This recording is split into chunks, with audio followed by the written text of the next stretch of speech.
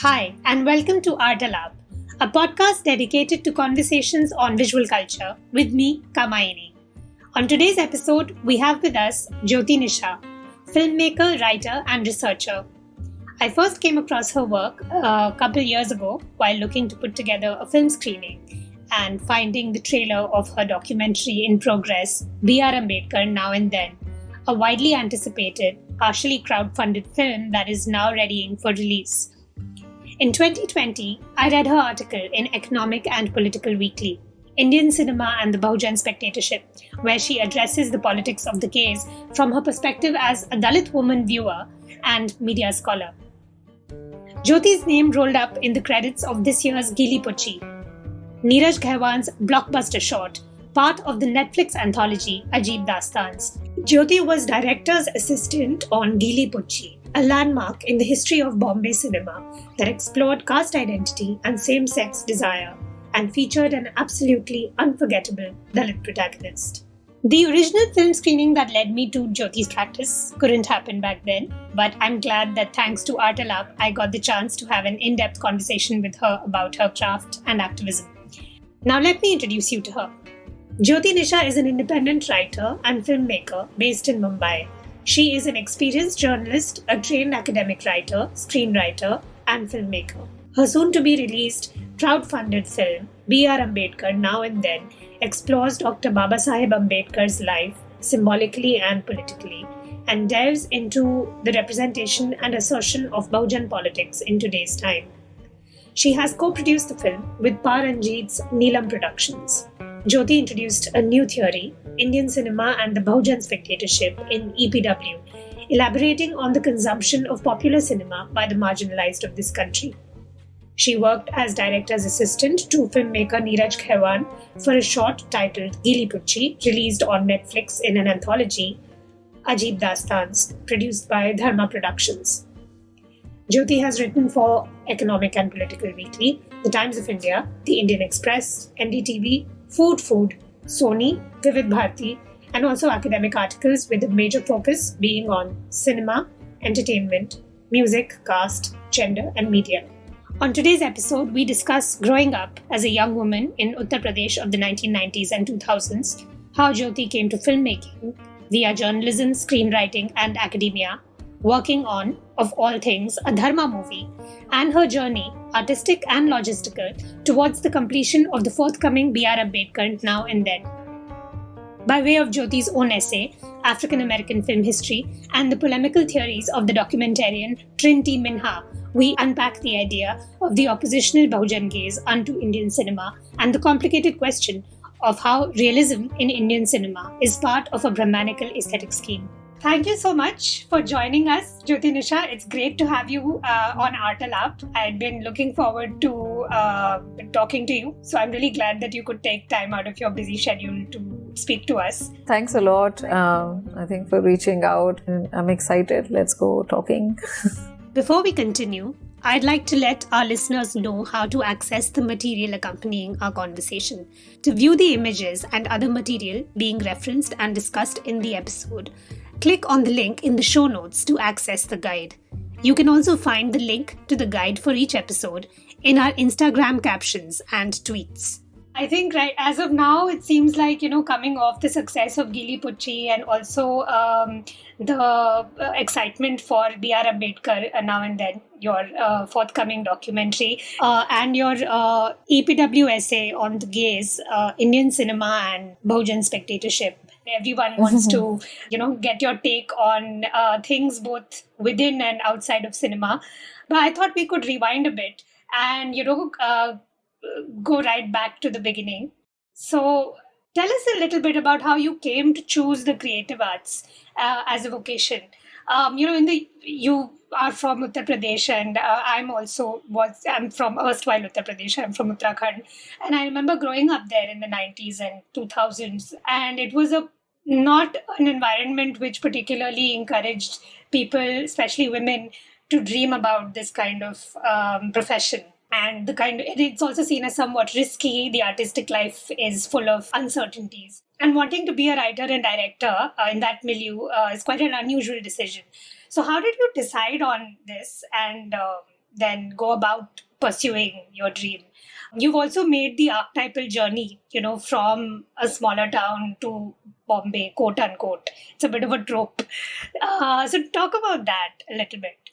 Wow. Okay. I think I'm just like following my dreams, if I have to say so, in a very crisp manner. Even at a young age, I think I was more like a intense kid, intense, but at the same time, like fun as well. It started with writing, also in Hindi, Urdu sort of, And a lot of times, what I remember is like, I don't know, I've never talked about this, but I don't know why it's just like, it's right there in my head right now. So my father passed away when I was 16. So we didn't have so much time to really, chat and interact. And I think I saw my father reading a lot. But of course, I didn't understand what he was reading, but I saw him like reading a lot of books, and there was always Baba Saheb in the backdrop, and you don't know who was Baba Saheb, obviously, but he was something ke 14 April to hum karte the celebrate. He was in the movement, and so very, if you say like very Bahujan culture, so it was like Buddha Purnima celebrate hota tha, then 14 April celebrate hota hi tha. So there was very, very like a hardcore insistence on education. And he also watched a lot of cinema. So I'm like the sixth child. So like I was always taken to these cinema halls. My parents used to go. This was in Lucknow. This was in Hardoi. So I was born in Hardoi. Oh, okay. So like I really saw like them watching a lot of films. Sometimes it's really funny because I don't know what it was like, but I always saw TV around when I was born, at least, in the sense whether it was village or whether it was my home, so there was always a TV. Pehle black and white TV tha, jisme channel badalte the ab. So this is what I've seen like when I was growing up. So they were watching films, and a lot of times when hota tha ki theatre में जगह नहीं है तो उनको chair दे दिया जाता था because they were regular. Right, that's nice. So that is something. Beloved. Yeah. So बहुत फिल्म देखा उन्होंने. फिर then they moved to Lucknow, and Lucknow में थिएटर जहाँ हम रहते थे वो काफी दूर थे. But then we got a TV, VCR आया. फिर वीडियो लाइब्रेरी का मेंबरशिप बने. So I feel like your memories of your childhood, I think it is for many of us, from this era, is intertwined with media and culture and sort of, mass culture in this particular way. You can't like extricate your deeply personal and intimate memories from this kind of public media culture. तो वो काफी दिलचस्प है. तो आपके जो फिल्मों में जाने का जो सिलसिला था वो बहुत पहले ही शुरू हो गया था. हाँ, मतलब मैं कॉन्शियस नहीं थी कि मेरे को फिल्म में जाना है, but definitely stories for sure. मतलब मैंने वो Chacha Chaudhary, Pinki, Tinkle, like super commando Dhruv and Nagraj and what was like, there was some other like fighter toad doga.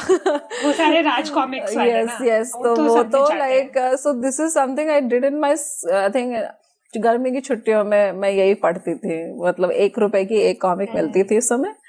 And I think my father's passing sort of like it was like a lot of weight on my heart and like all of us, because you don't understand it, you don't understand death in that way. So उनको वही मतलब मैंने movement में देखा और काफी मतलब. जब आप कह रहे हो मूवमेंट में तो क्या डू यू मीन लाइक जो कांशीराम जी वगैरह के साथ जो यूपी में उस वक्त आंदोलन था? हाँ. So this is something I saw growing up, like this is what I saw of my father. And after his passing, there was like writing sort of became like a refuge. Like very deep thoughts started like it just started I don't know, pouring in some way, like you're not conscious, like, but you know, like I was trying to express in some ways. It's also therapeutic. It's sort of cathartic. Yeah. At that age, when you're 16, especially in a young woman's life, it's a very strange time because you're going through so much. Yeah. And the loss of a parent, there are no schemas for it. No? Like, nobody can tell you how it feels, right? Yeah. So, totally. Yeah. And then, like, you know, seeing my mother, like, and she was really obviously going through too much as well. But then, so yeah, writing happened and it started healing me in some ways. It gave me a space and a voice, and it made me happy in some way. You know, it made me feel like I am exploring something. There is something I'm trying to say. I was a good science scholar, so I was a science student until class 12. So, and my family did not want me to do arts. They were hardcore. Yeah, I was going to ask. I was like, how did that happen?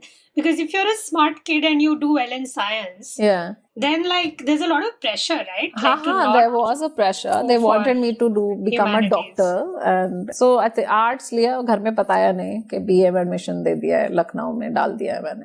फिर journalism also like happened. I studied mass English journalism in IMC. So there, like, you don't know, it's a different way of looking. Like, but that was also the first time you moved out of Lucknow. IMC Delhi, but uska ek aur, there is this one more outreach institution. It's in Dhen Canal. Ye Raurkela ke paas mein hai. So by then, I think once I got into journalism, what happened was like, because I was, I think, watching a lot of TV. पापा बहुत Charlie Chaplin shows देखते थे हम बैठ के, फिर चित्रहार देखते थे, फिर फिल्म भी देखते थे. So I think it really somehow made a lot of impact in the back of my head. I was used to, like I knew कि बिजनेस तो आता ही नहीं है, क्योंकि नेचुरली तुम्हें मैथ्स भी नहीं आता है तो बिजनेस तो नहीं पढ़ सकते. स्पोर्ट्स में कोई खास दिलचस्पी नहीं थी. Then yes, like it was TV, films, you know, so an entertainment. So it was like entertainment sector में जाना पड़ेगा, ऐसा clear हो गया था. So right after IMC Delhi, I got a job in Times of India, Lucknow. After a few, I mean, this was not a college placement, so I got to know that. Very interestingly, I was picked on Orkut. You know, this is the second time that Orkut has been referenced on my podcast, and like all of us are showing our age. Like all of us are old people. Yeah. Okay, for the kids listening, Orkut was a social media network that was huge in the late 2000s. And for some reason, all of us were on it. It was big in India. And a lot of people got jobs and loves and everything in between thanks to that one website. Like, I remember the crazy flirting and the recruitment. It was super aggressive. Yeah, so I was like, so Orkut happened. Orkut पे किसी ने बोला अरे यहाँ पे job है, आ जाओ interview देने के लिए. मैंने कहा अरे वाह सही है, तो मैं चली. This is a true blue early 21st century success story. So मेरे को बुलाया उन्होंने, फिर एक रिटन टेस्ट लिया, फिर इंटरव्यू लिया. And then then said कहा कि एक हफ्ते बाद बोला आ जाओ फिर. Do you feel like you bring some of that journalistic training to your work as a screenwriter or as a filmmaker? Yeah, I think so. It like that's what now it translates into one or the other. You can't like switch off one thing and do another thing. I think it's. But like, I guess the question is, what are the skills that, you know, being a journalist equips you with? That are like, you know, that being in the profession gives you. Ability to ask questions. Like, I think as a person, more so also like coming from Lucknow, I was never like a fan of anybody. It was also. You weren't a starstruck person ever. Yeah, not at all. So I was never like a starstruck person. So I had also like, you know, going through working with Times of India, you get to see, you having spoken to musicians and gone to this. It was like quite a cultural impact in that sense, and also having met people, spoken to people who were following what they were wanting to do, and they seemed happy in some way. They seemed like satisfied, and they also felt like if this is doable. I felt like it's doable. It's not something it's not done. So yeah, I mean, and also I think the time I spent in Times of India nearly like a year and a half. I think that was enough for me. I had learned, I felt I had learned already what I wanted to learn. And then I also was writing. I was also maintaining a blog at that point of time. So I'd applied for applied for FTII, took the paper. There was this book by Sid Field. What was the name? On screenwriting. Yeah. What's the name? It's like one of those cult books. Even I've forgotten the title, but it is hated for a lot of things as well. Yeah, screenplay, the foundations of screenwriting. Yes, the foundations of screenplay writing. Yeah. So वो पढ़ा कुछ दिन before the exam. लिखना तो आ ही गया था थोड़ा बहुत टाइम से भी में काम करते करते थोड़ा बहुत, not like you were like you could write at least. It's also a matter of discipline. And a habit. So I think writing that way helped, and then हो गया, फिर बुलाया गया, फिर FTI मतलब पूना देखा पहली बार. उसका गेट देखा FTI का. कॉलेज बहुत चिल था, so I was like यहाँ तो जाना ही है, कुछ तो करके. मैं भी पूना की पढ़ी हूँ, तो कई दफे इनफैक्ट शायद जब आप थे तब मैं भी वहाँ आया जाया करती थी. In the years that you were at FTI, I was at Ferguson doing my bachelor's. There's a chance that we may have run into each other, but obviously उस वक्त तो नहीं पता था कि कौन क्या है. So there were some members of NFI who used to come regularly. I mean, कभी मतलब there used to be some kind of film festivals, छोटा मोटा. I mean, और या किसी का पूरा आप filmography दिखा रहे हो. हाँ, so lots of things were happening. There was cinematography, direction. There was a TV department, and there was the film department. तो सब में सब कुछ था, edit, and the teachers also, man. It's not just like the students, also the teachers, and the kind of camaraderie you could have, like, and they will not treat you like अरे तुम student हो अभी भी. They treat you like adults. They held you sort of responsible. You were judged for what you said and what you wrote. You were asked, I mean, not asked, but you were supposed to have an opinion, I think so, in some way. Yeah, you weren't infantilized. Yeah. You treated like a peer. Yeah. We would request that हमें रात में काम करना. तो कुछ बच्चे दिन में लिखते हैं, कुछ बच्चे रात में लिखते हैं. तो हमारे labs खोले रहते थे. You could go in and out, So it was like a really nice place to also see, I mean, find your voice. There was also obviously there's a pressure of also finding your voice. कि तुम क्या कर रहे हो और क्या film देखा तुमने? It sounds very formative for you also as a writer, from how you describe it. Like it contributed a lot. It seems like. Yeah, for sure. Whenever I want to write, I want the other person to see it, to be able to place themselves and have like both the, like be a part of that world in that sense, and have like I'm not like a neutral. I won't say that I choose to be like a neutral space, but I try to build like a world which exists. Like I try to place myself always like in time and space in that sense, So then I'm able to see. So then I try not to have like just one singular picture. It's like a whole picture. So you're saying that you're someone who likes to have her narrative or the world that she's building in her scripts be somewhat multi-perspectival. Like there are all of these different opportunities to enter the space of the scenario, right? Yeah. There are so many ways. There are so many like places of entry. So after I came to Bombay, after FTII, I worked and वो सास बहू मतलब soaps चल रहे थे. That was the era. Yeah, and then soaps चल रहे हैं. सावधान इंडिया है, क्राइम पेट्रोल है. Yeah, those kind of things. And I am like, I think मुझे ना वायलेंस ही पसंद है और ना ही लाइक रिग्रेसिव कल्चर पसंद है. तो मुझे समझ में नहीं आ रहा था कि कैसे enter, how do you negotiate a place, what do you want to do in Bombay actually. So basically they were just like jobs to do to pay your bills, और बॉम्बे आके स्क्रीन राइटिंग का कोर्स करने के बाद भी you're also growing up, as a person as well. So your all of your other friends, somebody is in like a banker, or somebody is like a software engineer, or somebody is like I don't know, they're in IT and they're in US and they're in UK and you're in India and Bombay and you're sharing a space and trying to figure out a job for yourself. Yeah. Seems like you're in this state of extended adolescence and all your peers are suddenly becoming adults. It's a very strange experience. Yeah, I mean, I don't mean that we feel that. I mean, the infrastructures are set up in a way where, like, people like us who choose creative fields and choose artistic ventures as a way of life, we end up, having to make a lot of material compromises compared to our peers who choose more conventional paths. Yeah, absolutely. Of course, absolutely. मेरे labour का पैसा कहाँ है? काम तो मैं भी उतना ही कर रही हूँ.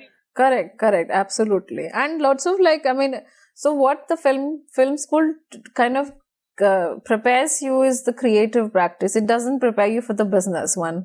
So no understanding of how to, really figuring work. काम तो मिल जाता है, ऐसा नहीं था काम नहीं मिल रहा था मुझे, मिला काम, अच्छा काम भी मिला, पर मेरा दिल ही नहीं हो रहा था वो करने का.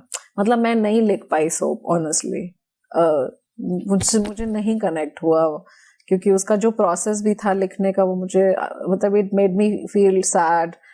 फिर फिल्म ऐसा भी नहीं था, स्क्रीन राइटिंग कॉम्पिटिशन्स में कुछ गए, कुछ सेलेक्ट हो गया, अपॉर्चुनिटी मिला, बड़ी फंडिंग मिली, but you not the director, you the writer. Funds go to directors, so and then there is a dynamic. So वो पता नहीं work कर रही है नहीं work कर रही. You're a novice in the industry. There are bigger players, there are bigger producers. They're all men. So how do you negotiate this space while being yourself and trying to do something that you really enjoy doing? Feature film बनाने की कोशिश I had started in 2012 only.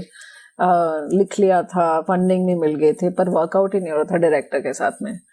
और मेरे को direction आता ही नहीं था, समझता ही नहीं था. And I think I am still not very good at it, honestly. I'm going to cut this part out. No, I don't think so. I'm really, I mean, I'm still learning and I feel academic थोड़ा समझ में आ गया है. मतलब मुझे enjoy भी कर रही हूँ लिखना. मुझे लगता है कि I really want to do fiction, but I really also so very importantly recognize, I'm aware of it, that I need to do academic writing as well. That's one of the things I wanted to ask, and, just talk a little bit briefly about, you straddle all of these different roles, right? You talked about being a journalist, you are a creative writer, a director, and also an academic now. So, there are probably challenges and rewards associated with each of these different kinds of writing, right? Absolutely. And also, it's like the cultural and analytical work doesn't really exist in silos. There is a kind of continuum along which you work. Even if you're working in different genres, there is an underlying undercurrent that kind of a substratum, let's say, of your values, of your intellectual kind of preoccupations that runs through all of these things. So I just wanted to ask, do you find, how do you negotiate juggling among these different kinds of writing work? And I'm saying this also because I myself am a writer who works in different genres, and it's a question I'm interested in also as a practitioner. How do you move? I didn't, again, I'm saying, I didn't plan to be an academic.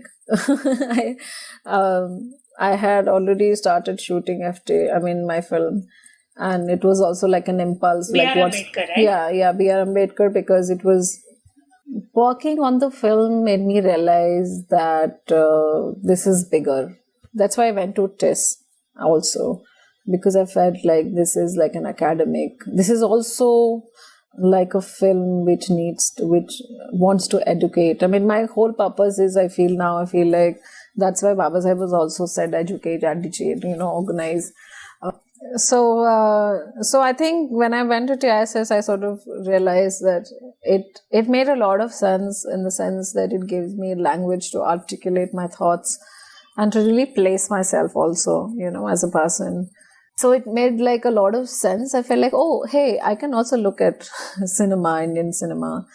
So it's not the access to education or spaces, opportunities. It's a whole gaze.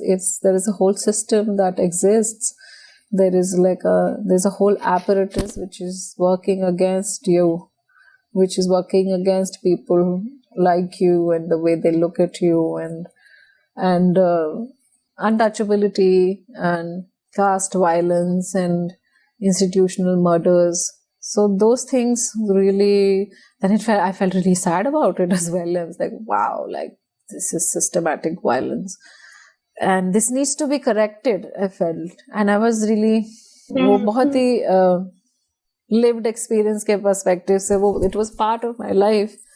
So, and then, Tis and Dr. Ambedkar and students and protests and the political consciousness of this country, the circumstance of the country, and the agitations, the jabbings, and the appropriation of Dr. Ambedkar, and oh my God, like this is like full circle was like a full circle for me. कि अरे अभी सभी लोग क्यों बोल रहे हैं?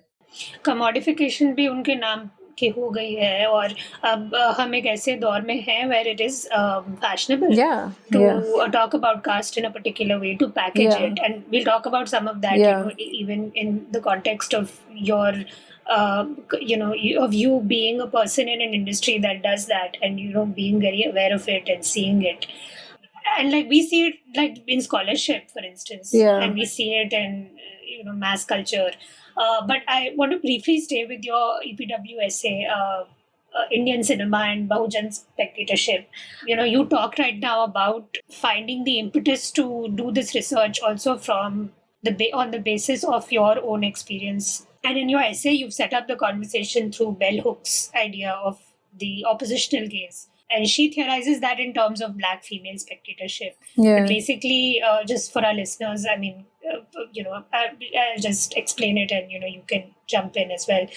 Just that in this essay, Bell Hooks is basically talking about the experience of watching popular American cinema, which is embedded within a framework of white supremacism, and how Black women watch these popular films, these industrially produced films, what we call Hollywood, let's say, through a gaze that is critical and that forces them to forces the text, forces the film to yield to their own experience. They insert themselves in the films, they critique the films through their lived experiences, and so then the film, which may have been a product of a white supremacist ideological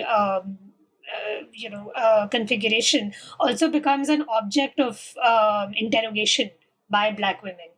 And therefore they're able to assert agency as spectators of mass culture. And Jyoti, in her essay, has used that to look at the post-independence history of Indian cinema. And you've talked about 4 different films in it. So I thought it was really interesting that you did a close reading of 4 films and across, eras from the 50s, from Sujata to Kala in the 2010s. And also again, moving across in a way popular industries from Hindi cinema to also Tamil cinema.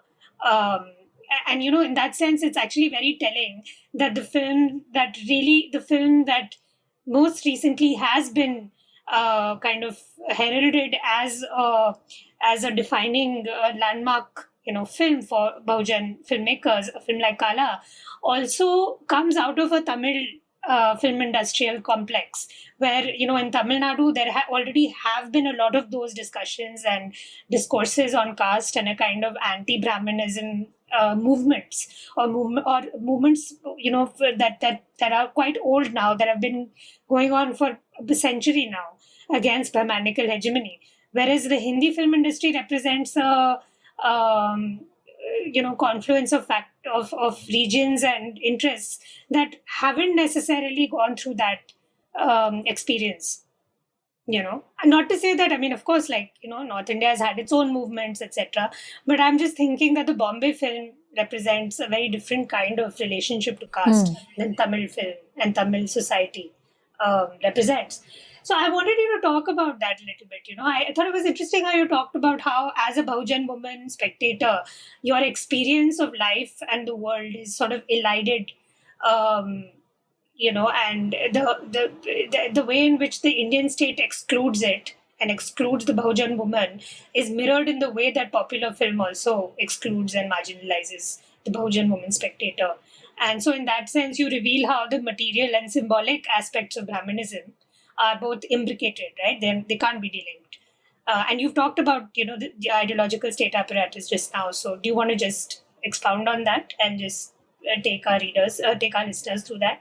But same thing, like when you again, the spectatorship is like how we are seeing it and what is your experience of how consumption of popular cinema and how you're represented in popular culture. And it just didn't match with my experience, which was very assertive. And I mean, it was, intellectual, having an opinion, intellectual capacity was sort of inculcated. I saw it happening around. So it just didn't make sense to me. It also made me, disappointed me in the ways that, like we, as a community, we're constantly asked this question of reservation. And there's this whole idea of merit that, the popular culture has also established across, this opinion where people have picked up fights. And you'll see pick up fights with each other and about this, the whole idea of merit, that you don't deserve it because you have this education. Then I'm like, arey, you guys to had education. What happened? कुछ तो होना ही चाहिए था ना. मतलब वही same case से कब तक देखोगे आप और क्यों देख रहे हो? मतलब फिर वो देख भी रहे हैं तो फिर what is driving them? Are you conscious of it when you're creating it? When you are peddling some kind of a hierarchy and a way of looking at people, then are you aware as a writer or as a filmmaker or even academician, why are you writing it? Why are you looking at it in that way? Have you done your research? Is it only led by power? You can completely float that knowledge or knowledge production or perspectives, hegemonized perspectives constantly. But as a human being, if you're like an artist, I think वो scope होता है यार, है ना? और आप कोई character लिखते हो तो देखते हो कि उसका सोशल सर्कमस्टेंस क्या है, उसका वो क्या पढ़ रहा है आपका कैरेक्टर, क्या लिटरेचर पढ़ रहा है आपका कैरेक्टर, आप उसका पॉलिटिक्स क्या है, उसके बाल कैसे हैं, उसकी कमर झुकी हुई है या स्ट्रेट है, वो रेडिकल क्यों है, ट्रॉमा है क्या नहीं, बहुत सारे एंट्रीज हैं. I think one of the things that I was interested in asking you was also about how do we think of, when we talk about troubling and ideologically determined framework in the visual realm, जब हम mass culture के context में we say this. So let's say I think realism has become a very fraught kind of mode to do that, right? And actually there's an essay, Totalizing Quest of Meaning by Trinh T, Minh-ha. And she's a documentary filmmaker and a theorist as well. And, in this essay, she kind of really rips apart this conceit of realism as a kind of strategy to tell truth. So, the way in which, let's say, Bahujan stories, quote unquote, have been told historically in Hindi cinema, this condescending, pitying gaze put onto the communities and subjects that you want to kind of save. But you'll couch that or frame that in terms of realism. And maybe something like that happened with the much reviled Article 15. How can you lay claim to something being the truth? Merely by merely positing it as realistic or naturalistic. And as though somehow that makes it completely devoid of any personal subjective interpretation with your own kind of identitarian or ideological orientations, right, behind the camera. So do you think that realism has been kind of treated, has become ossified as a kind of Brahmanical, phallocentric tendency in Hindi cinema? बिल्कुल, वो तो है ही. वही ideology वाला question है basically. जरूरी नहीं है आप भी अम्बेडकराइट हो सकते हो, जरूरी नहीं है आपका कास्ट लोकेशन डिफाइन करता है कि आप ब्राह्मणिकल ही हो. फिर अब वो एक क्वेश्चन कंडीशनिंग का भी है. तो वो कंडीशनिंग कैसे होता है, वो आपके वही आइडियोलॉजिकल स्टेट एपरेटस है, कई तरीके हैं, उनको वही सेम तरीके से ही देख रहे हो. उसका एक एस्थेटिक है, जो नाट्य शास्त्र से आता है, रसूत्र से आता है। अभी तक का भी जो सिनेमा है, आप पैरेलल सिनेमा जिसे हम बोलते हैं, जहाँ हमने ये सारी चीजें एक्सप्लोर की है, you know, like caste and gender. लेकिन वही तो ना, वो रियलिज्म का जो कंसीट है, तो वही ना, वो क्वेश्चन गेज का ही है। आप सेपरेट कर सकते हो, अभी तक नहीं किया, कोशिश नहीं की। मतलब चैतन्य तमाने का एक कोट है, बस वही एक फिल्म मुझे लगी है अभी तक। बट वो this is so driven by ideology. It's almost like मेरी मम्मी ने वो चटनी ऐसे बनाना सिखाया तो मैं भी ऐसे ही बनाऊंगी, क्योंकि सीखा है तुमने, कंडीशनड हो। अगर आप अपने आप को या कंडीशनिंग वो ब्रेक कर सकते हो consciously, again like what I am saying कि these these vocations of being a writer, an academician, a filmmaker, there are those possibilities जहाँ कुछ खुलता है आपका। I mean, to me that also seems like you're saying कि फिर हम अगर रियलिज्म को एज एन एस्थेटिक रिजेक्ट करें तो शायद कुछ प्रोडक्टिव हो सकता है, क्योंकि वहां पे फ्रेमवर्क चेंज करना पड़ेगा आपको। There is a method to even practicing it. Natya Shastra में आप आके सिर्फ आप म्यूजिक नहीं कर रहे हो, आप डांस नहीं है, आप आर्किटेक्चर है, कैसे थिएटर है, मतलब वो चश्मा ही वही है ना। मारी has reverse that gauge in Karnan, Ranjit has reversed that gaze in Kala. Look at the way they interpret Mahabharata. Look at the way he's interpreting Karnan's character. It is totally reversing it. So, and then like again, why is the cinema happening from that state? Because unka history hai, anti-caste movement ka. You know, there was Periyar there, Jyoti Nisha. I mean, I guess what I'm also like interested in is because you drew that parallel earlier, you know, about with African American cinema, black cinema in the United States.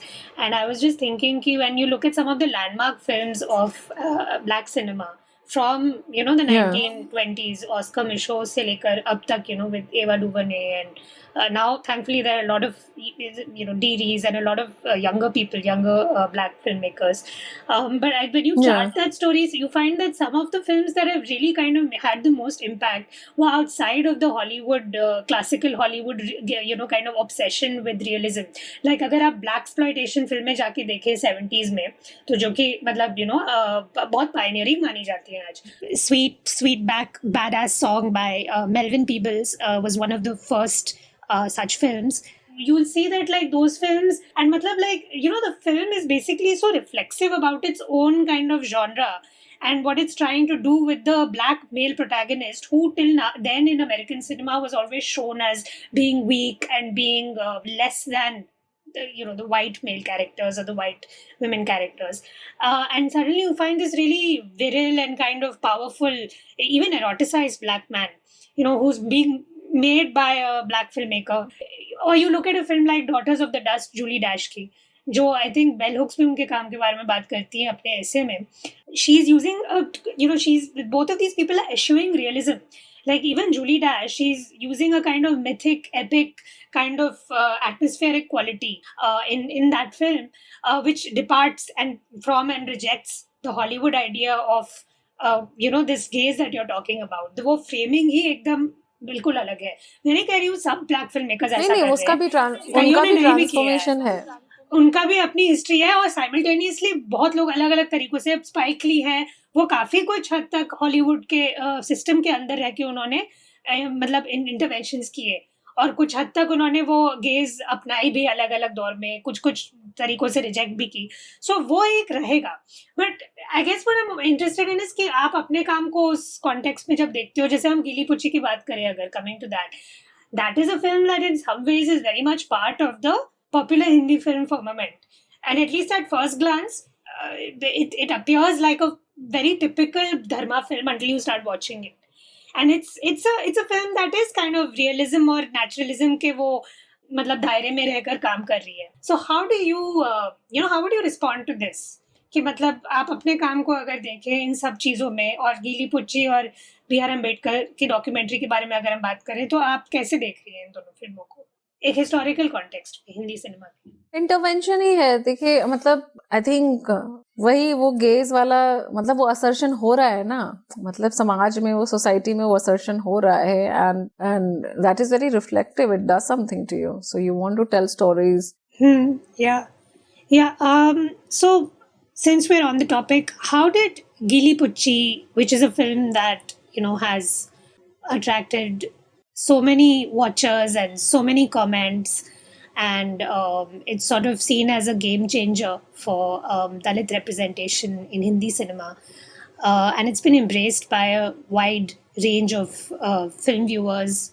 How did the film come about? How did Geeli Pucchi come about? And what was your experience of working as an assistant director on a Dharma film with Neeraj Ghaywan, somebody who already has an established stature and is seen as someone who broke barriers within Bombay film? Geeli Pucchi, I mean, like Neeraj had read Bahujan Spectatorship, and we had met before for some work. So हमारी बातें होती थी इसके बारे में, हम discuss भी कर रहे थे कुछ काम. So उसमें वो possibility of again shifting that gaze was there, that exercise of writing, and I think Neeraj was very open about it. So I was very happy, and of course I also wanted to work on a feature film or like a fiction film basically. So it was like an exchange in that sense, like उनको भी लगा जब उन्होंने ये story आया और उन्होंने कहा अच्छा ठीक है, let's do it, तो भेजा. तो because I knew screenwriting, and so I could really relate with these characters, and then वो सब चीजें आ गई, मतलब कि how do I see Priya Sharma or how do I see Bharti Mondal. Then because I was working as a director's assistant, but it was like more of like consultant work. Of course, I was working as a director's assistant as well. So I just wanted an entry, so I got that. So I was like, yeah, why not? So, and he really appreciated my work as well. So, and he gave me space to speak, and I spoke also willingly, voluntarily, whenever I felt that this needs to be corrected, or I need to have this perspective. So जब मतलब script reading sessions हुए, तो from costumes to locations, कि भारती का घर कैसा होगा और प्रिया शर्मा का घर कैसे होगा, कानपुर में मतलब किसी ब्राह्मण का घर कैसा होगा, इस क्लास के लोगों के लिए, ये सोशल स्ट्रेटा, ये इकोनॉमिक स्टेटस को लेते हुए. So we did that. I mean, मैं बॉम्बे में ही थी, but I was like, घर में बहुत फोन किया, हजारों दोस्तों को फोन किया कि भाई भेजो फोटो भेजो, फिर उनके मंदिर की फोटो भेजो, घर की फोटो भेजो, बाहर की फोटो भेजो, the colors of the wall, a lot of things. So everything was so it gave like a really sense of, creating that space. And also like it was very interesting transformation also. The script also evolved, the story also in dialogues, and in the research as well. Yeah. तो वो भी काफी हुआ, तो वो मुझे बहुत मतलब बहुत ही काफी सिखाया और उसने एक थोड़ा सा एक मतलब ठहराव भी दिया, क्योंकि आप जब कुछ काम कर रहे हो, इट इज लास्ट मिनट पे भी चेंज कर सकते हो आप. ऐसा हो ही सकता है. Script reading sessions maybe मतलब when we had script reading sessions like twice or thrice. So वही जब हम पढ़ रहे थे कैरेक्टर्स को, तो फिर मुझे समझ में आ रहा है कि इसका एजेंसी तो बिल्कुल अलग ही है, मतलब so and then you're writing minutes of those meetings as well. So I'm after that ये डिस्कस हुआ, वो गया पूरा टीम के साथ में. So so you're improvising constantly. हाँ, constantly, like, and I also worked on dialect with them. So I did dialect exercises. How do you see the reversal of gaze playing out in Geeli Pucchi as a writer? अब आज तक हमने ऐसी बहुजन protagonist नहीं देखी है Hindi film. हाँ. एक तरीके से तो उसका होना ही रेडिकल है. पर वो हमारा ब्रीफिंग था, वो जब हम So I was like majorly researching. So मैंने वो देखा तो मुझे समझ में आया, मुझे clearly like I could see it कि भारती मंडल क्या है, उसका कैरेक्टर क्यों है, वो assertive क्यों है. मतलब it's not by default that you are assertive and you are there is this angst. You are a person in society. Again, वही वो place करना था. So it wasn't like oh we are making a film on caste. It was like caste is a reality. So everybody was briefed like that.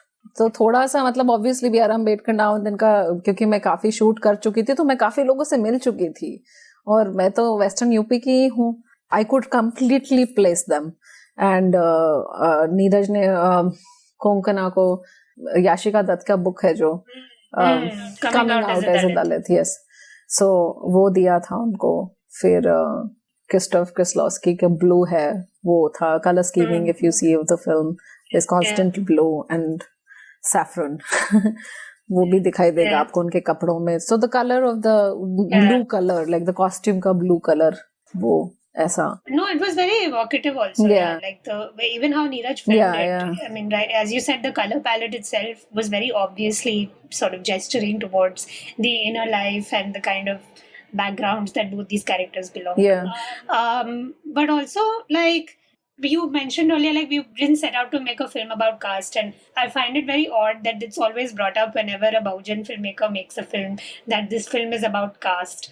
Whereas, like, actually all films are about caste. Any film made in India is about caste, right? Just like any film made in the United States is about race. I mean, you can make it, there are stories which are explicitly about race and explicitly about caste, but even if they're like, those are not the themes or the explicit topics. Like just the very nature, by the very virtue of being made in caste society or race society. Those things are going to be present, right? So, like for instance, all of the films that have been made till now by upper caste people are, you know, Khatri cinema or Brahmin cinema, or whatever you want to call it. But nobody would identify it as such, right? But you will rush to label a film made by a Dalit person as Dalit cinema. It's a marker. To me, the reversal of the gaze, at least at the characterological level, really came through in Priya's character. That was the real reversal of the gaze, because you were seeing, for the first time in a Hindi film, you were seeing a Brahmin woman through a Dalit woman's eyes. Yeah, exactly. And it really, but it was so like, I mean, as we were saying, she wasn't villainized. She wasn't turned into some kind of a joke. That was, I think that you should give it to Neeraj completely, because he didn't want to villainize them. I mean, वो वही human वाली ही बात होती है, पर आप मोहब्बत में मिल रहे हैं, लेकिन फिर क्या है, मतलब जैसे वो एक the moment she reveals her caste, it's just that trust is betrayed. Popular culture ने किया ही वही है. They have normalized this practice of caste so much, and there you see that you're a liberal, and you think you can level up. I mean, and or maybe you want to level up, but the test is that moment itself. Have you fully embraced it? Like, if you want to annihilate it, then you'll have to look at your own social location as well. You'll have to be, and then फिर मतलब प्रिया का character वो हम था ही वैसा कि वो typical demure pretty good looking girl confused है अपनी सेक्सुअलिटी को लेके, सॉफ्ट स्पोकन है, मस्ती करती है, but she is like a vehicle of patriarchy. तो क्योंकि वो नहीं निकल रही है ना अपने शादी से, मतलब she is a bisexual, if she's an assertive person, she should step out of it either. I mean, it's also, to me, what was interesting was it wasn't so much Priya being a Sharma, it wasn't so much Priya being a Brahmin, as it was about her embodying Brahmanical virtues. And she was, at least in her public persona. Yeah, of course.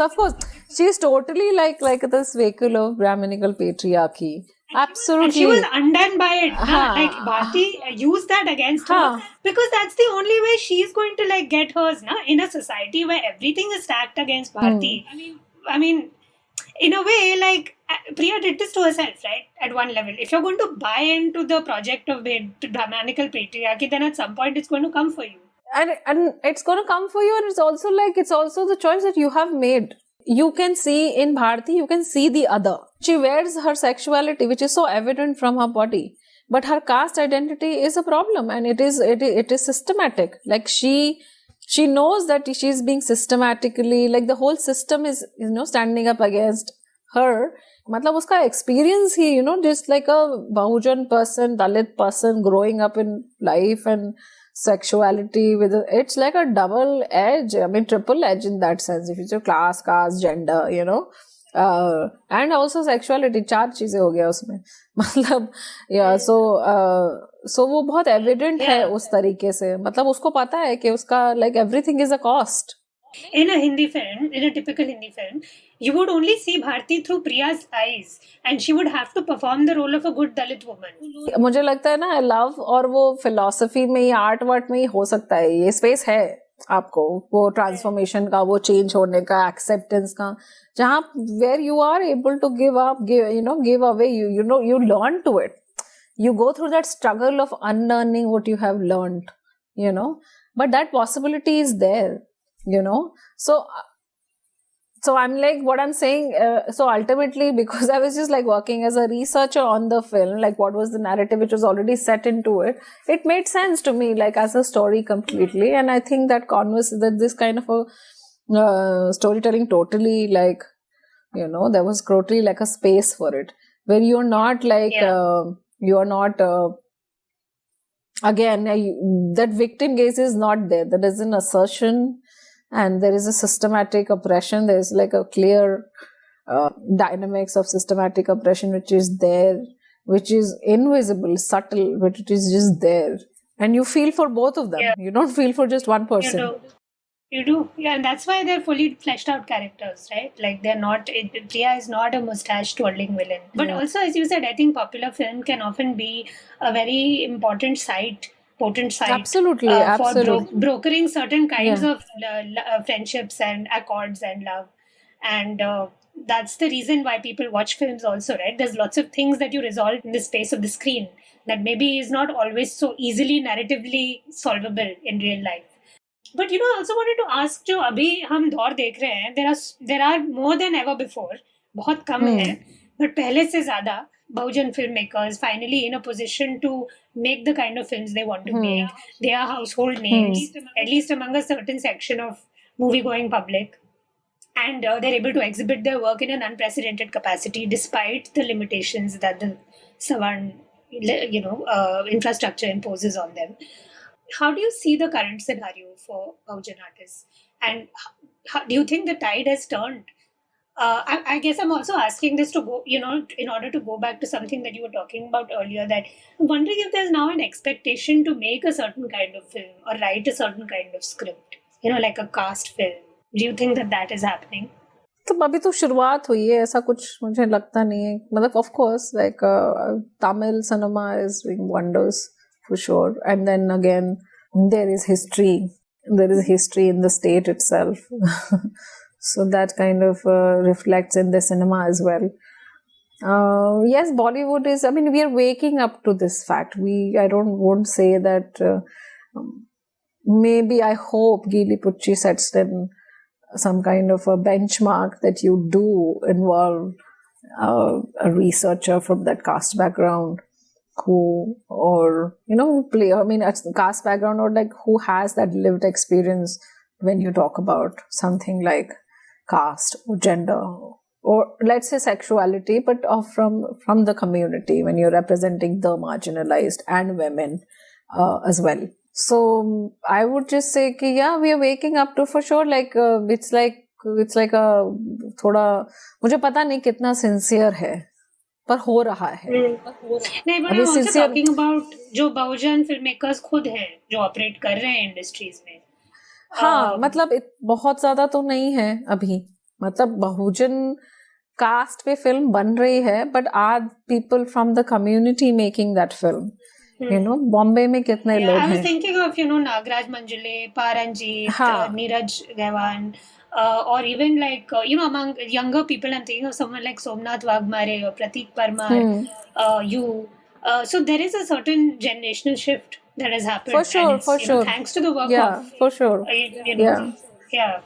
So, but I wonder also, like, if there's pressure within, because like you said, we don't know how sincere it is. And so now it's become also, you were talking earlier about, Ambedkar being commodified.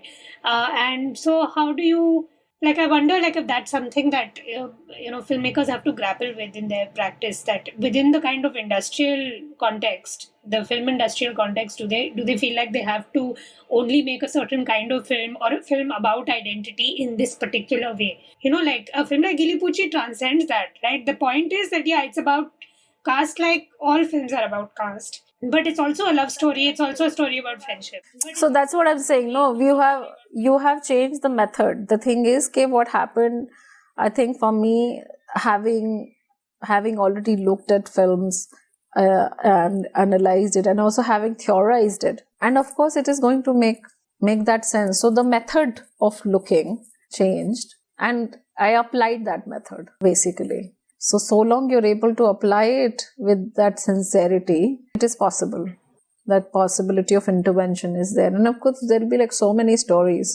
Like you said yourself, that the films, Indian cinema is more so from top to bottom, is about caste. It is about one kind of hegemony, one kind of looking at, you have victimized it so long with the kind of cinema that we have seen. It was from very, again, Brahmanical patriarchy, savior complex, in a victim gaze. You've looked at it, and I don't agree with it. This is, if you look at the history of anti-caste movement and how assertive anti-caste movement has been about dignity and self-respect, you are reversing the उस नाट्य शास्त्र में आप जब महाभारत को देखते हैं या रामायण को देखते हैं तो वो reverse किया गया. Now you're looking at the stories, I mean, of people who you've called the Rakshasas, or you called Dasas, or you called Chandals, or you know, वही जो भी पोजीशन ऑफ पावर में था उसने वैसे लिखा.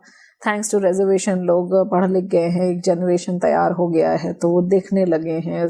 टेक्नोलॉजी, मीडिया इकोलॉजी है. So it's not just the cinema. There are memes, there is reels, there is Instagram, there is Facebook. I mean, you know, the space to have alternate conversation is emerging. Right. And so much so that of course it is also algorithm based and it is also controlled. But look at the population, man. मतलब अभी आधे भी बात करेंगे तो फिर सुनना तो पड़ेगा ही, you know. तो वो हो गया है. तो मुझे लगता है कि वो मेथड, वो ही गेज का, वो नॉलेज को अप्लाई करने का, खुद को देखने का, अपने कल्चर से आने का, you know, invert हो चुका है. Like, and that method has been applied. It has been very aggressively. You have to look at from the perspective of storytelling and protagonist. Then there wasn't a character like Kala, or there wasn't a character like Karnan. You know, there was definitely, so वही oppositional gaze. It is an oppositional gaze for me. It is an oppositional agency for me, you know. So अभी आपने method ही change कर दिया है देखने का, वो structure को, तो फिर naturally वो सिनेमा अलग आएगा. अभी उस पे सुधीर मिश्रा फिल्म बना रहे हैं, या अनुभव सिन्हा बना रहे हैं, या सुभाष कपूर बना रहे हैं, तो उनका method ही अलग है. वो अपने ही पोजीशन से देख रहे हैं, है ना. फिर वो वही आइडियोलॉजी बहुत कॉन्शियसली अनकॉन्शियसली प्लेस हो जाती है. अब मैं ये तो बहुत पर्सनल क्वेश्चन है, उनसे तो पर्सनली ही पूछ सकते कि अरे, are you conscious of it, what you producing, how you looking. Chadwick Boseman, in one of the interviews he said कि you think that I am in your story, but you are in my story.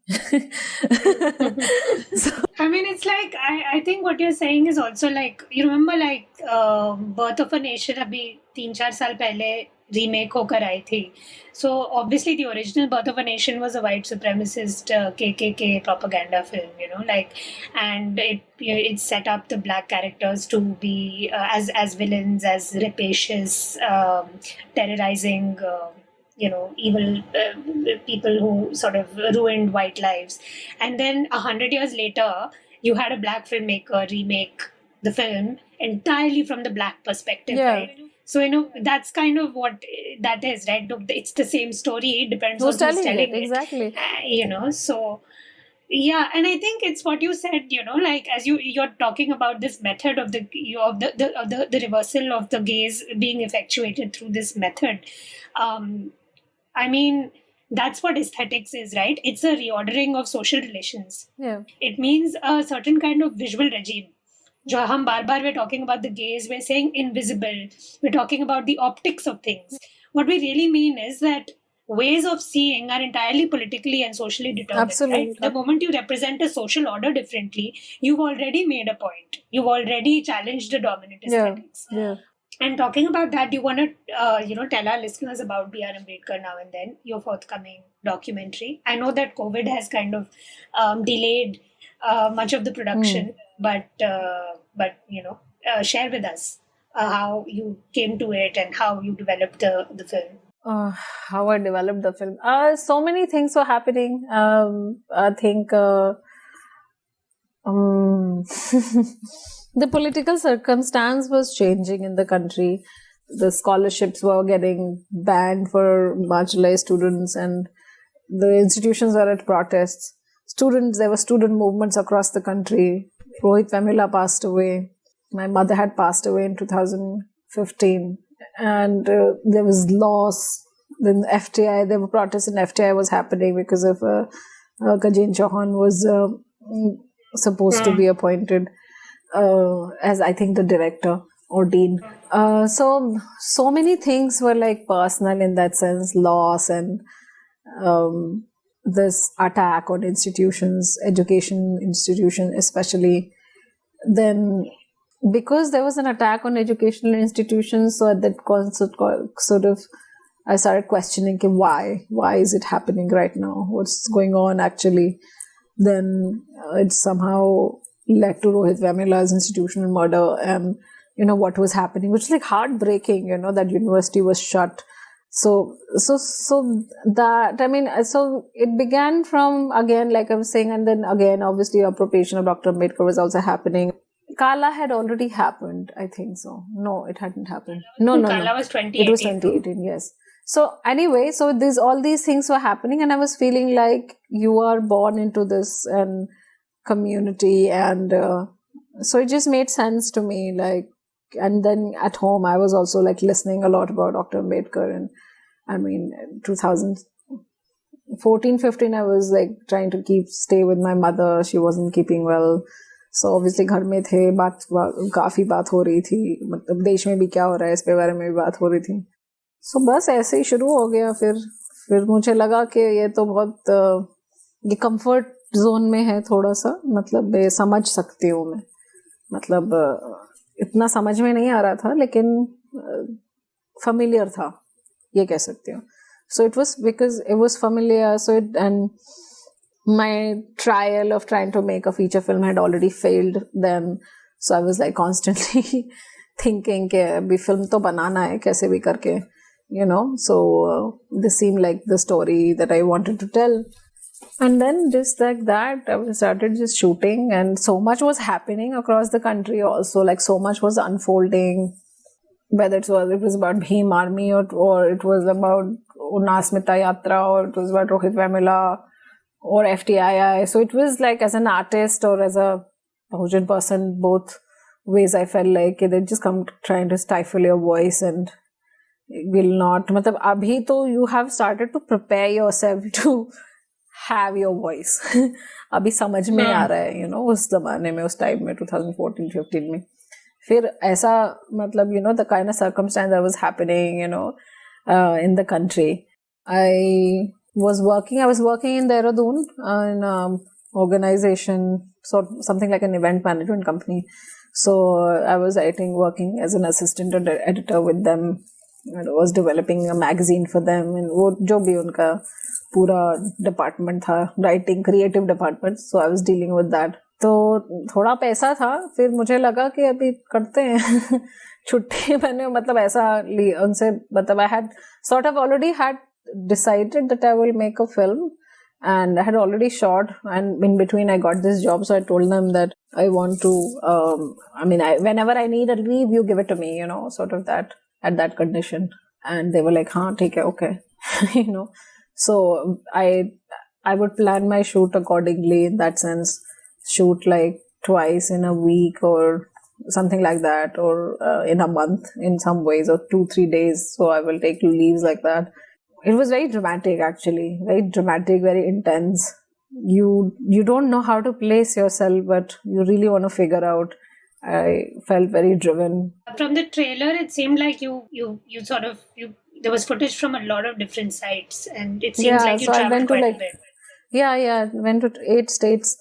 So everything what happened in the country, I tried to capture, and वही वो मामला वो guess वाला ही था.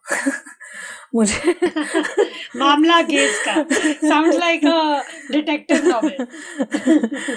So बस वही था, मतलब मुझे नहीं अच्छा लग रहा था कि पॉपुलर कल्चर कैसे हमें देख रहा था, और मुझे लग रहा था कि अरे ये लोग बात क्यों नहीं, मुझे मतलब वो समझ में नहीं आया ना मुझे कि अरे क्वेश्चन अगर आप एजुकेशन का है, वो एबिलिटी का है उन चीजों को क्वेश्चन करने की, तो क्यों नहीं किया गया है अभी तक, वो किसने किया है, फिर वो भी जानना बहुत जरूरी हो गया कि किसने किया है. फिर शूट कर लिया तो मुझे लगा अरे बाप रे, ये तो बहुत ही इंटेंस है. मतलब काफी ऐसे दिल घबराता था, डर डर तो नहीं लगता था, मतलब बहुत इंटरेस्टिंगली बहुत नेगोशिएट करके मैंने फिल्म बनाने की कोशिश की है, क्योंकि बहुत पैसे तो थे ही नहीं नेचुरली. सो ये इन अ वे एक सेल्फ फंडेड है और क्राउड फंडेड है. हाँ, या है ना? Yeah. So when I was shooting also, like, people were very curious and keen because I think they hadn't seen two women with one sound person going to different places and trying to shoot. हमें कोई फर्क नहीं पड़ रहा था, मतलब हमें बस और शूट करना भी नहीं आता था honestly, like properly frame भी करना नहीं आता था, but बहुत ही, and I tried to work with my film school people as well. I tried to speak to them. अब पैसे नहीं है तो naturally बॉम्बे वालों को तो बहुत पैसे चाहिए होते हैं. So I mean, though my camera person was also from Bombay, but she was also also learning, but she was very keen, and I said कि I'll just figure out stay and food for you. पैसे जब आएंगे तो मैं दे दूंगी, पर आ जाएंगे, don't worry. So she was like, हाँ ठीक है.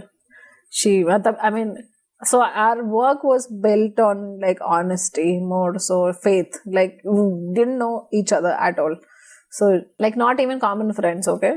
She had contacted me from LinkedIn. You found each other on Facebook. No. Orkut से upgrade. LinkedIn. आज का Orkut. हाँ, so आज के Orkut में उसने लिखा मुझे कि she was looking for some kind of a writer to write a short story I had written for her. तो मैंने ऐसे पहला ड्राफ्ट लिख के छोटा सा एक पेज का दे दिया था, मुझे जो दिखा जैसा मैं समझ में आया, तो उससे लगा रे टिफिक, मतलब अच्छा है, काफी अच्छा है, मैं शूट नहीं कर पाऊंगी. And I was like what rubbish. तो सो फिर then I had seen her work as well, so which I found, वो ये वुमन है तो उसका गेज बहुत ही डिफरेंट था जो और लोगों का था. तो एंड फिर वो बहुत ही डिसिप्लिन रही पूजा. And she's not the only camera person who's worked, several people have worked over a period of years. But that was I think her support, and she had a camera, a DSLR. So बस वही क्या नाम है, camera stand खरीद लो और batteries extra खरीद लो, और मतलब वो जो आपको जो भी जुगाड़ से कैसे भी करके आप मतलब literally didn't have money but had the real desire to really make this film and try to capture it. अभी कैसे समझाओगे तुम किसी को जिसको पॉलिटिकली इस पर्सपेक्टिव का ज्ञान नहीं है और बहुत पैसे भी नहीं है, ऐसा है, मतलब पहले कि काम करना है फिर पैसे मिलेंगे तुमको, ऐसा. तो क्योंकि मेरे पास भी पैसे नहीं थे, मुझे खाली प्रोडक्शन करने तक का पैसा था, या ट्रेन में ले जाने का पैसा था, या खाना खिलाने का पैसा था, उससे ज्यादा पैसा नहीं था हमारे पास में. सो एंड बट हाँ, इट वर्कड आउट. फिर से शुरू हुई. Yeah, I think from what you're describing, it's also this is in the grand tradition of shoestring budget cinema, जो कि रहा है, as we know. Some of the best films in world cinema have come out of this kind of hustling. So, and it's interesting that, we've been talking about how our gaze is structured by these relations, economic and social, right, in the world. And what you're describing is so antithetical to, let's say, how things would work in industrial cinema. जो studio films हैं या जो बड़ी banner की films हैं, they work on a very different production logic. Yes, absolutely. And everything you've been talking about in terms of seeing differently and reversing the method, and how you're applying it in your own work, in your own practice, that seems to come through. I'm also thinking of just it's what you were talking earlier about TikTok and Insta Reels and people having access through their phones and other portable equipment now, digital equipment.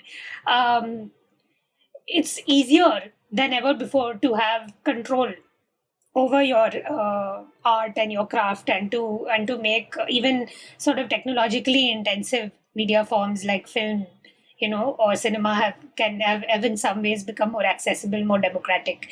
So maybe that also has something to do with people from different kinds of locations, than ever before. Being able to make films, or to sort of access a world which historically was gate kept, right, by owners of capital. अब उस तरीके के intensive capital की जरूरत नहीं है. आप एक digital camera अपने phone पे कैसे भी आप फिल्म बना सकते हो. So I wonder if this moment of Bahujan film, for instance, is also dovetailing with a certain kind of moment in digital independent cinema and forms of filmmaking like phone based एक तरीके से, and they're feeding off each other. और जो आप भी बता रहे हो कि आपको ये अपनी सिनेमाटोग्राफर जो मिली हैं, वो DSLR और आप दोनों निकल पड़े and you managed to kind of get so much footage. But the impression I'm getting is, so by going to all of these different sites, you're kind of trying to revisit Ambedkar's ideas in the context of what's happening today. Is that correct? Yeah. That's what I got from the trailer. Yeah. I mean, naturally, मतलब वो intention ही वही था actually. शुरुआत करने का intention ही वही था. फिर जैसे जैसे हम, और also like everything that is happening, you are also getting again like this popular perspective through media, and I want to know more. I felt like I want to know more, and I was any which way getting to know more from people, through my family or somebody else or friends, or who have the alternative way to look at it, and or students who are in HCU, for example, या कोई RTI activist को कोई पता है, वो मेरे को message भेजे जा रहे हैं फोन में, कुछ ऐसा. सो मतलब पर्सपेक्टिव है, अल्टरनेटिव पर्सपेक्टिव है, और जो आइडियोलॉजी है जो असर्ट कर रहे हैं लोग बाबा साहब के थ्रू, तो वो पर्सपेक्टिव लाना in from the current circumstance was very very important, so बस वही था. मतलब again like I mean, so naturally like I could see कि there is appropriation of Dr. Ambedkar is happening. So मतलब आप कितना देखोगे इसको, है ना? तो वो, और आप उसके उनका जो पर्सपेक्टिव है, उनका जो कहानी है, वो मुझे जानने का मुझे लगा कि ये जानना बहुत जरूरी है, ये लोग क्यों बाबा साहब को असर्ट कर रहे हैं. And then thoroughly what I also found was very very काफी पढ़े लिखे लोग, मतलब कम्युनिटी से काफी पढ़े लिखे लोग जो कॉन्स्टेंटली पढ़ रहे हैं, पर उनका economic circumstance is not very very rich. Person who's from a marginalized background, no matter how you are more, maybe you have more experience or more degrees, but the kind of opportunities that you're getting, again that gatekeeping is there. So naturally and then media, how do they write? So being a journalist, now you also understand के headline कैसे बनता है. And again, like ways of seeing, I didn't see myself, or I don't see my community people the way the popular culture looks at us. Yeah. And it is like it's like another kind of othering. किसी भी society में if you are there, then it is the intellectual class which kind of decides and makes this popular perspective or popular discourse जो बनाता है. फिर उसमें ये ideological state apparatus and कैसे वो अफेक्ट करता है, आइडियोलॉजी कैसे अफेक्ट करती है, स्टेट एपरेटस कैसे उसमें कंट्रीब्यूट करता है, what are the platforms that you are going through. So वो सब कुछ like it all of it started making sense. So then I just saw, तभी मेरे को मतलब that's why then I wrote that paper as well, because I could see there is like a whole, it's not one person, it's like a whole apparatus that is working against you. So my question, my really like matlab, and it is not just to privileged community, it is also, let's say, men from my community, anybody who's just like, anybody who's just like consciously or unconsciously is practicing Brahmanical patriarchy, please work with yourself. It's really really important that you work with yourself, and it reflects on how, matlab, हम totally I think वो space create कर सकते हैं. Difficult है, but for sure but that possibility of creating it is difficult, but करना तो पड़ेगा ना. So but thank you so much. I really had a great time talking to you. I think I learned a lot, and I think we spoke about things that had to do with cinema but also life. So that was kind of nice. And I wish you the best for BR Ambedkar now and then. I hope that the film really does well, and I hope you'll keep me in the loop when it's released. Look forward to seeing it, and maybe we'll have the chance to have another conversation after the film is out at some point. Yes, absolutely, inshallah. I'll just like to add that, and I would like to tell my listeners and the audience and people who are reading my work, that now now I am negotiating with distributors. Oh, fantastic. Now this is also like a journey, and the intention is to make it as much accessible. I hope to bring the film to people as soon as possible. And and I'm very happy and sort of excited and thoda sa pressurized as well that people are really looking forward to it as well. That's a good kind of pressure, but I'm sure you'll deliver. Yeah. But thank you so much for giving us your time, Jyoti. Thanks a lot. This was really fun.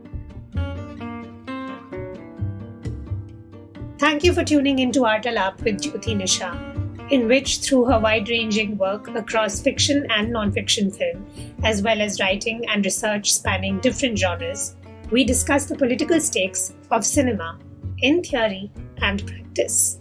If you enjoyed the podcast, please like and share the episode over social media. For more information and updates, you can follow us on Instagram at art.alap and on Twitter at RTALAAP.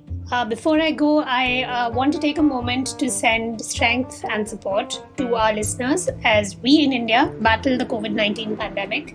I hope you and those you care about stay safe during this time. A reminder too that direct messages on Art Alap's social media, Instagram and Twitter are open if you want to share resources, especially if you're an arts and culture organization wanting to spread information about relief initiatives.